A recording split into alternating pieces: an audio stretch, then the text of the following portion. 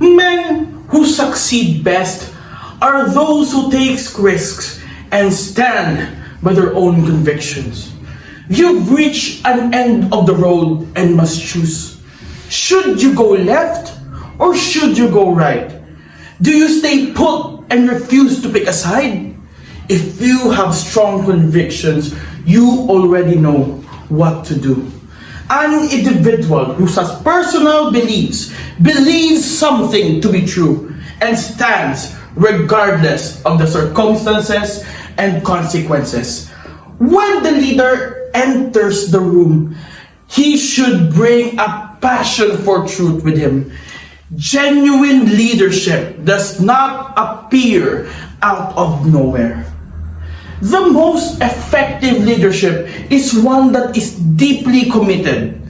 This trait of leadership stems from our most deeply held values, which define who we are and who we think about everything else. Convictions aren't just beliefs.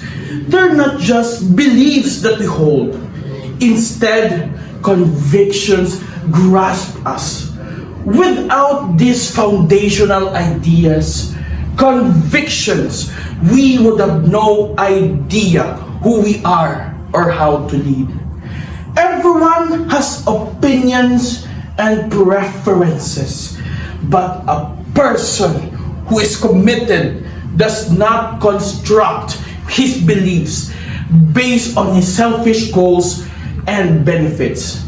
A person who has personal beliefs has considered the problems and lives with a sense of purpose. Personal convictions indicate a great deal about a person's personality. Convictions keeps us sharp, ready, and able to meet any need. To me, convictions are the fuel of freedom. It is the food that feeds our sense of being, as bread and water is for the body. Convictions are about what matters to us. Most importantly, they signify to others what kind of person, parent, friend, citizen we take ourselves to be. They reflect our self-identity. It is a fact that makes a conviction feel so certain, feel so right. Persons with convictions reflect a kind of person they aspire to be. And as a result, they are ready to make all sorts of sacrifices for them, including sacrificing the facts and logic if need be. And because it is connected in a person's identity, giving up conviction, even admitting it might need some improvement, feels like an act of self-betrayal and a betrayal for their community. Being a man of conviction entails devoting considerable thought to whether or not what you're doing is correct.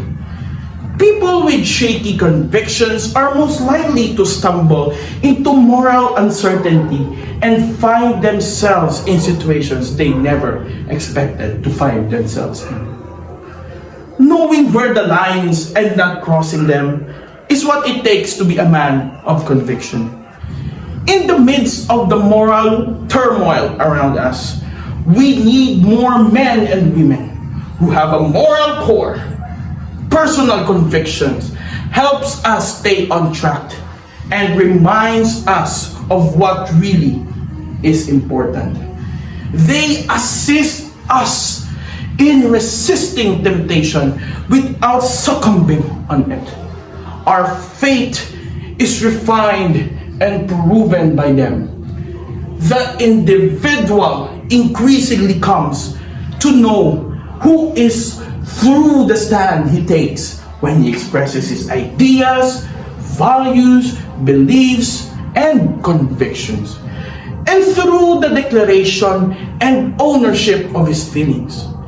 If you know who you are, then it will not be difficult for you to stand on your ground and on your convictions. Men hold opinions, but convictions hold a man. Thank you, and good afternoon to everyone.